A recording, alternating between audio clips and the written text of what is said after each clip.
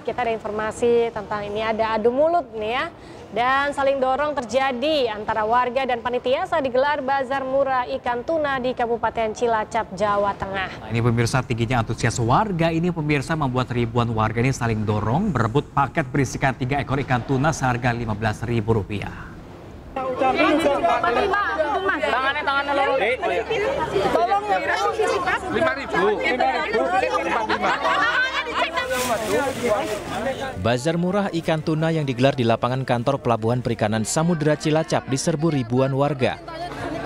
Warga yang datang sejak pukul 6 pagi ini harus antri untuk mendapatkan 3 ekor ikan tuna seberat 3 kg dengan harga Rp15.000.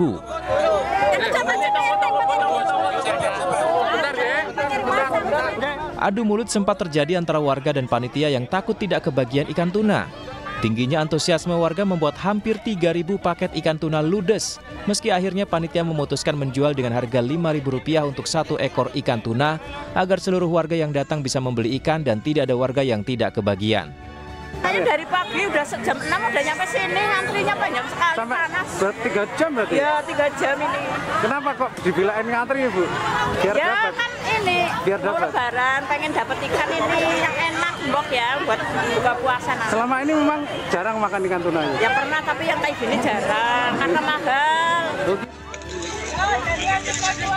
Ikan tuna murah ini disediakan oleh Solidaritas Nelayan Cilacap bersama PPSC sebagai upaya membantu warga mendapatkan bahan pangan murah menjelang Lebaran.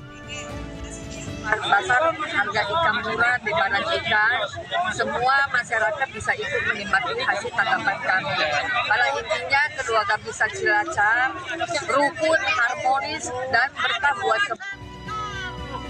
Bazar ikan murah ini telah digelar 2 kali dalam sepekan. Namun karena banyak warga yang tidak kebagian, panitia menggelar kembali bazar ikan murah agar semua warga dapat menikmati makanan bergizi di momen menjelang Lebaran ini. Dari Cilacap, Jawa Tengah, Heri Susanto, iNews melaporkan. Ya pemirsa, di tengah kesibukan Pasar Beringharjo Yogyakarta yang tak pernah sepi, ini ada puluhan ibu-ibu buruh gendong yang menunjukkan semangat luar biasa dalam mengisi bulan suci Ramadan. Luar biasa ya ibu-ibu ini, mereka tak lelah belajar mengaji di sela-sela waktu istirahat yang menunjukkan ketekunan dan keimanan yang menginspirasi.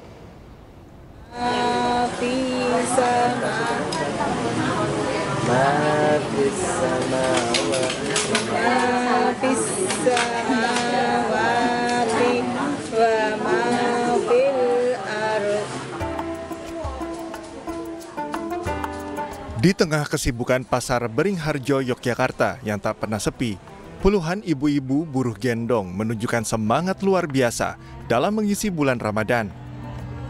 Usia senja tak menyurutkan semangat mereka untuk belajar huruf-huruf hijaiyah dalam buku Iqra maupun Al-Quran. Mereka tak lelah belajar mengaji di sela-sela waktu istirahat, menunjukkan ketekunan dan keimanan yang menginspirasi. Tak nampak rasa lelah di wajah saat mereka dengan sabar mengantre menunggu giliran dipanggil oleh guru ngaji. Ya, ngaji sama doa. Doa setelah makan, terus doa itu mau sholat, keluar dari rumah. Masya Allah ya, antusiasnya tuh sangat bersemangat sekali beliau-beliau ini. Jadi beliau itu merelakan waktunya mencari rezeki ya. Jadi dari mulai ketika bekerja itu menyempatkan untuk mengaji. Kegiatan mengaji di sudut pasar Beringharjo ini digelar setiap hari Jumat mulai pukul 1 hingga setengah 3 sore. Di bulan Ramadan yang penuh kesibukan, belajar mengaji dapat menjadi sarana untuk mencari ketenangan batin. Dari Yogyakarta, Daerah Istimewa Yogyakarta, Gali Wisma, iNews melaporkan. Ya, berdiri kokoh sejak tahun 1723 Masehi di kawasan Pecinan dan Kota Tua Pasar Gadang, Masjid Muhammadan merupakan masjid tertua di Kota Padang. Nah pemirsa, bangunan masjid pemirsa yang berbentuk bangunan khas India ini dibuat dengan menggunakan putih telur dan juga kapur. Wow. Wih, kayak apa ya pemirsa? Kita lihat sama-sama.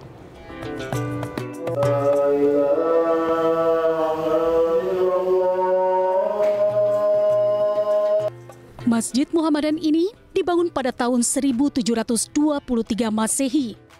Bentuk masjid ini cukup mencolok di antara bangunan lainnya yang berada di Jalan Pasa Batipu, Kota Padang.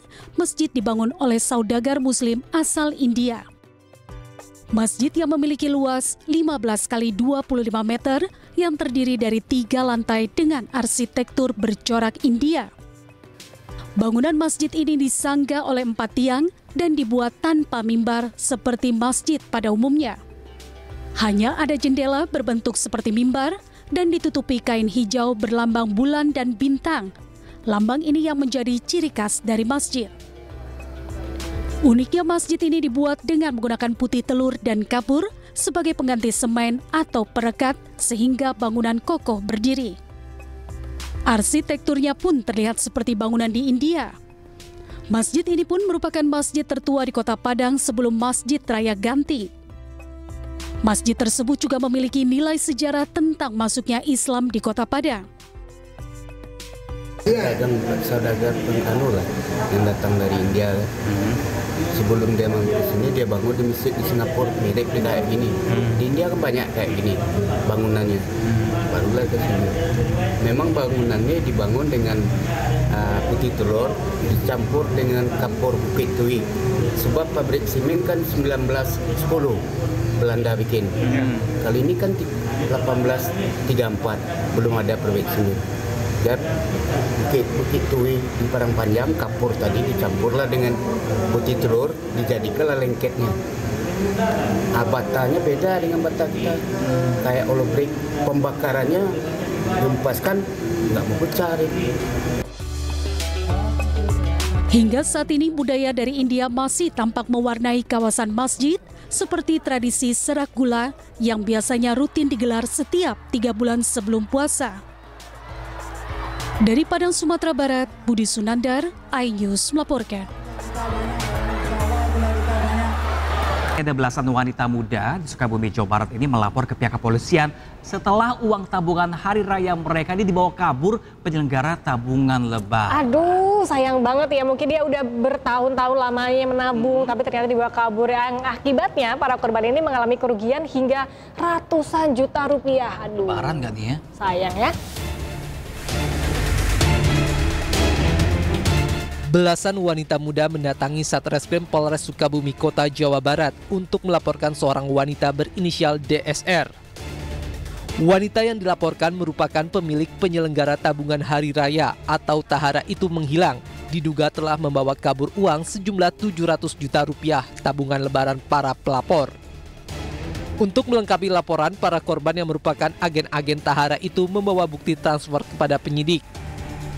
Para korban mengikuti tabungan hari raya yang diselenggarakan pelaku sejak 5 tahun lalu.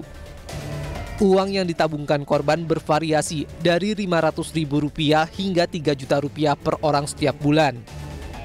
Pada tahun pertama hingga keempat, pelaku memberikan uang tabungan kepada para korban dengan lancar pada 10 hari sebelum Lebaran. Para korban mulai curiga usai pemilik penyelenggara menghilang tanpa memberikan kejelasan mengenai pencairan dana.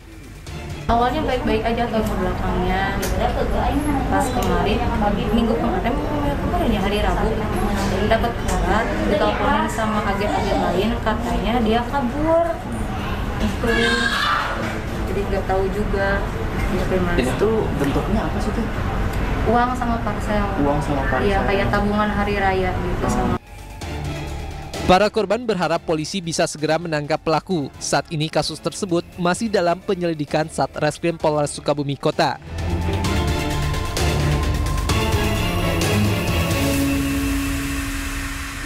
Iya kan, mereka sudah menabung selama 5 tahun loh lamanya. Jadi memang nggak ada yang bisa dipercaya kecuali Allah SWT, Tuhan Yang Maha Esa. Sama diri sendiri ya. Sama diri sendiri. Dan tadi nilainya nggak nanggung-nanggung 700 juta pemirsa. Mungkin ini modusnya mirip sama investasi bodong kali ya. Yes, mungkin ada iming-iming bunga di dalamnya sehingga warga juga percaya gitu kan. Akhirnya untuk menabungkan uang di sana. Di awal-awal memang mungkin dikasih ngalir terus ya. Ngalir terus, tapi ternyata pada akhirnya hilang. Ada celah sedikit dibawa kabur. Dibawa kabur, pergi. Jangan mudah tergiur dengan keuntungan, dijanjikan keuntungan terbesar dengan waktu yang singkat. Alih-alih nanti dibawa kabur pemirsa. Pokoknya nggak ada yang instan di dunia ini ya. Benar banget. Dan kecuali mie instan. Oh iya benar, enak. Jangan nanti pas buka puasa kalau misalnya bisa ada dibawa lagi, semoga tadi pelakunya segera tertangkap ya. Amin, amin. Karena ini para nasabah yang sudah menabung ini bisa lebaranan juga kan, THR-nya balik lagi kan. Amin.